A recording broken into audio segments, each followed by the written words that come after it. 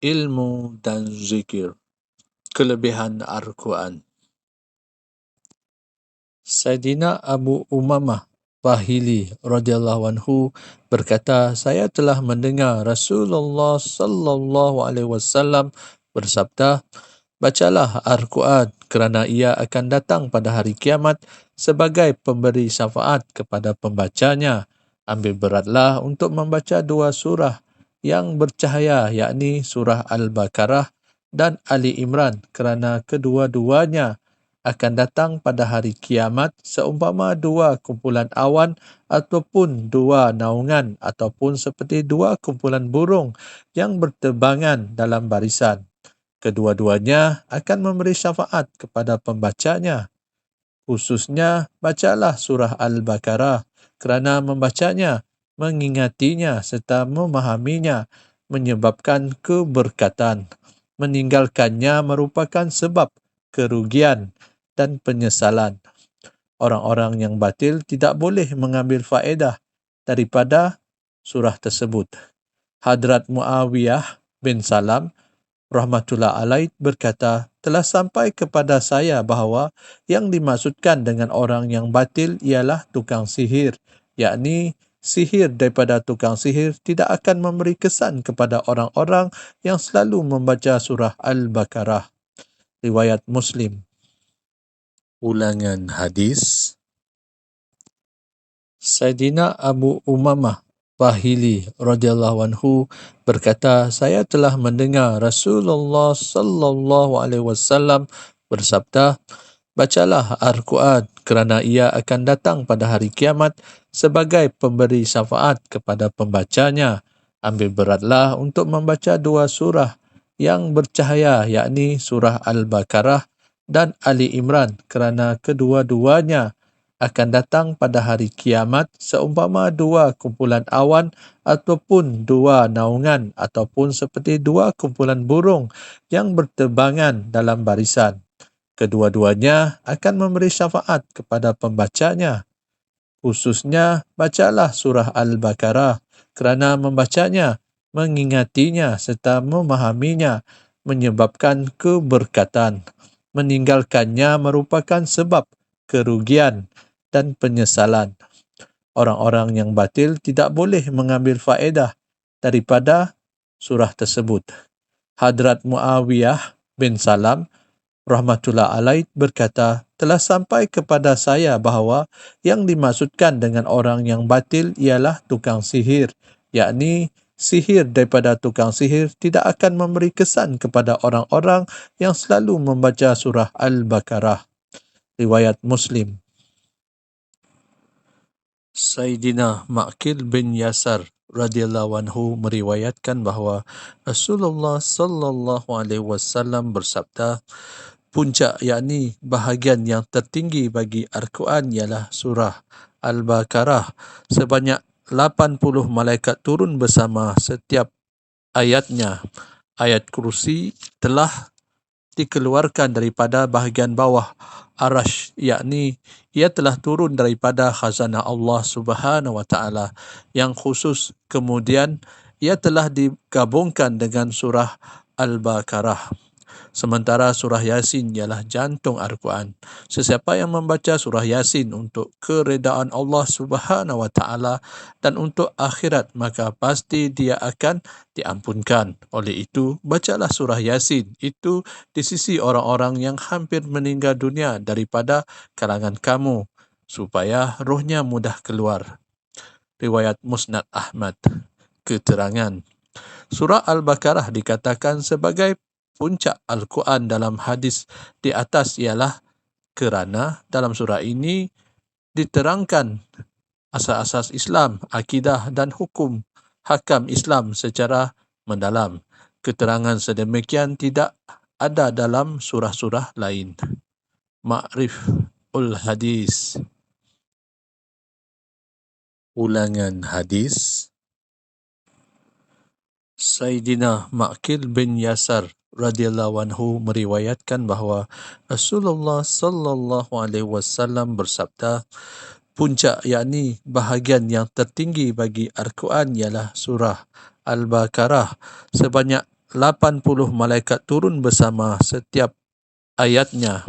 Ayat kursi telah dikeluarkan daripada bahagian bawah arash, yakni ia telah turun daripada khazanah Allah Subhanahu wa taala yang khusus. Kemudian ia telah digabungkan dengan surah Al-Baqarah. Sementara surah Yasin ialah jantung Al-Quran.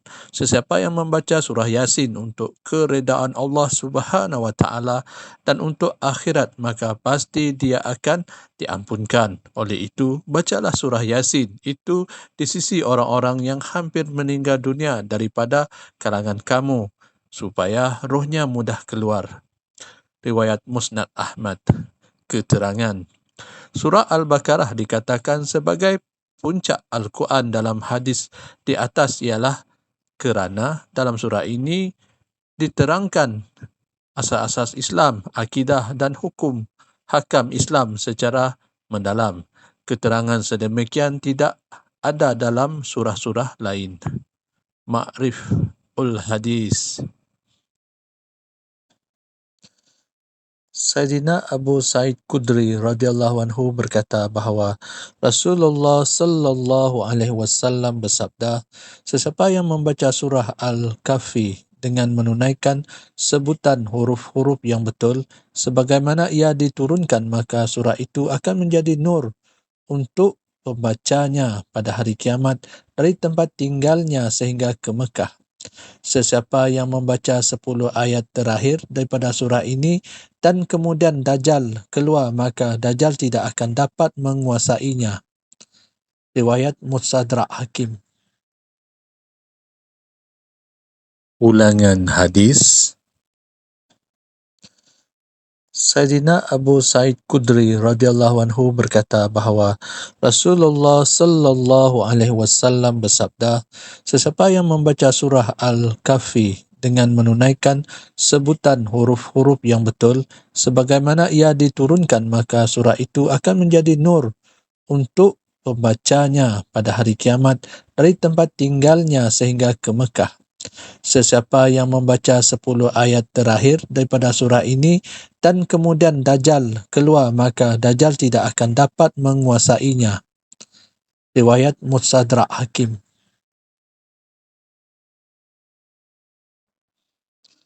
Sayyidina Jabir radhiyallahu anhu meriwayatkan bahawa sesungguhnya Rasulullah sallallahu alaihi wasallam tidak akan tidur selagi baginda sallallahu alaihi wasallam tidak membaca surah As-Sajdah dan Tabarakallazi. Ulangan hadis. Sayyidina Jabir radhiyallahu anhu meriwayatkan bahawa sesungguhnya Rasulullah sallallahu alaihi wasallam tidak akan tidur selagi baginda sallallahu alaihi wasallam tidak membaca surah As-Sajdah dan Tabarakallazi. Sayyidina Jundub radhiyallahu anhu berkata, Rasulullah sallallahu alaihi wasallam bersabda, sesiapa yang membaca surah Yasin pada waktu malam kerana mencari keredaan Allah Subhanahu wa taala, maka dia akan diampunkan. Ulangan hadis. Sayyidina Jundub radhiyallahu anhu berkata, Rasulullah sallallahu alaihi wasallam bersabda, sesiapa yang membaca surah Yasin pada waktu malam kerana mencari keredaan Allah Subhanahu wa taala, maka dia akan diampunkan. Riwayat Ibnu Hibban.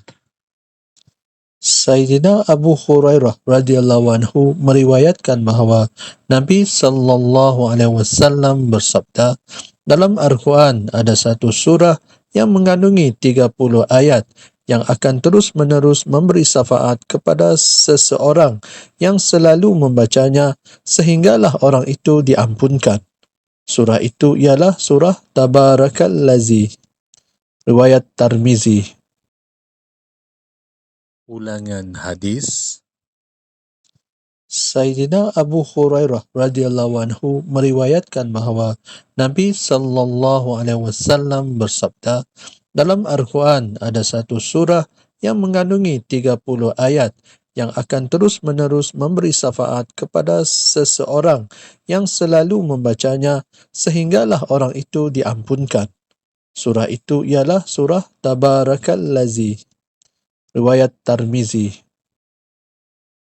Saidina Abdullah bin Abbas radhiyallahu anhu meriwayatkan bahawa ada sahabat yang telah memasang kemah di atas sebuah kubur, sedangkan dia tidak menyangka bahawa di situ ada kubur. Tiba-tiba kedengaran suara seseorang membaca surah Tabarakallazi sehingga tamat. Beliau telah datang berjumpa Nabi sallallahu alaihi wasallam dan memberitahu, "Ya Rasulullah, saya telah memasang kemah di satu tempat. Saya tidak menyangka bahawa tempat itu ialah perkuburan. Tiba-tiba saya mendengar seseorang membaca surah Tabarakallazi sehingga tamat." Baginda sallallahu alaihi wasallam bersabda, surah itu ialah penghalang daripada azab Allah Subhanahu wa taala dan ia adalah penyelamat daripada azab kubur. Riwayat Tirmizi. Ulangan hadis. Saidina Abdullah bin Abbas radhiyallahu anhu meriwayatkan bahawa ada sahabat yang telah memasang kemah di atas sebuah kubur, sedangkan dia tidak menyangka bahawa di situ ada kubur. Tiba-tiba kedengaran suara seseorang membaca surah Tabarakallazi sehingga tamat. Beliau telah datang berjumpa Nabi sallallahu alaihi wasallam dan memberitahu, "Ya Rasulullah, saya telah memasang kemah di satu tempat. Saya tidak menyangka bahawa tempat itu ialah perkuburan. Tiba-tiba saya mendengar seseorang membaca surah Tabarakallazi sehingga tamat." Baginda sallallahu alaihi wasallam bersabda, surah itu ialah penghalang daripada azab Allah Subhanahu wa taala dan ia adalah penyelamat daripada azab kubur. Riwayat Tirmizi. Saidina Abdullah bin Mas'ud radhiyallahu anhu berkata, dalam kubur seseorang itu akan didatangi azab dari arah kakinya, maka kakinya akan berkata, tidak ada jalan untuk kamu datang dari arahku ini kerana dia telah selalu berdiri menggunakanku untuk membaca surah Al-Mulk. Kemudian azab akan datang dari arah dada ataupun perut, maka dada ataupun perutnya akan berkata, tidak ada jalan untuk kamu datang dari arahku kerana dia selalu membaca surah Al-Mulk. Kemudian azab akan datang dari arah kepala, maka kepala akan berkata, tidak ada jalan untuk kamu datang dari arahku kerana dia selalu membaca surah Al-Mulk. Saidina Abdullah bin Mas'ud radhiyallahu anhu berkata bahawa surah ini ialah penghalang daripada azab kubur. Nama surah ini dalam Taurat ialah surah Al-Mulk. Sesiapa yang membaca surah ini pada mana-mana malam, maka dia telah menghasilkan pahala yang banyak. Mustadrak Hakim. Ulangan hadis. Saidina Abdullah bin Mas'ud radhiyallahu anhu berkata, dalam kubur seseorang itu akan didatangi azab dari arah kakinya, maka kakinya akan berkata, tidak ada jalan untuk kamu datang dari arahku ini kerana dia telah selalu berdiri menggunakanku untuk membaca surah Al-Mulk. Kemudian azab akan datang dari arah dada ataupun perut, maka dada ataupun perutnya akan berkata, tidak ada jalan untuk kamu datang dari arahku kerana dia selalu membaca surah Al-Mulk. Kemudian azab akan datang dari arah kepala, maka kepala akan berkata, tidak ada jalan untuk kamu datang dari arahku kerana dia selalu membaca surah Al-Mulk. Saidina Abdullah bin Mas'ud radhiyallahu anhu berkata bahawa surah ini ialah penghalang daripada azab kubur. Nama surah ini dalam Taurat ialah surah Al-Mulk. Sesiapa yang membaca surah ini pada mana-mana malam, maka dia telah menghasilkan pahala yang banyak. Selagi kita berpegang teguh kepada Al-Quran dan sunnah Nabi, kita tidak akan tersesat. Kata Nabi sallallahu alaihi wasallam, aku tinggalkan kepada kamu dua perkara. Kamu tidak akan tersesat selama-lamanya selagi kamu berpegang dengan kedua-duanya, iaitu kitab Allah, Al-Quran dan sunnahku. Jadi sebagai seorang Islam, as a Muslim, kita kenalah rajin-rajin membaca kitab suci Al-Quran. Kerana ada banyak kelebihan-kelebihan yang kita dapat apabila kita rajin membaca kitab suci Al-Quran. Okeylah guys, sampai di sini saja video kita kali ini, dan kita akan jumpa lagi di video yang akan datang. Kita akan baca lagi hadis-hadis yang menarik daripada Mutakab Ahadis, iaitu hadis-hadis pilihan. Dan sampai jumpa lagi di video yang akan datang, semestinya di S Muslim Channel. Sampai jumpa lagi guys. Assalamualaikum. Bye. Yang like, yang subscribe, yang tekan loceng. Mudah-mudahan rezeki bertambah dan berkah. Amin, amin, ya Rabbal Alamin.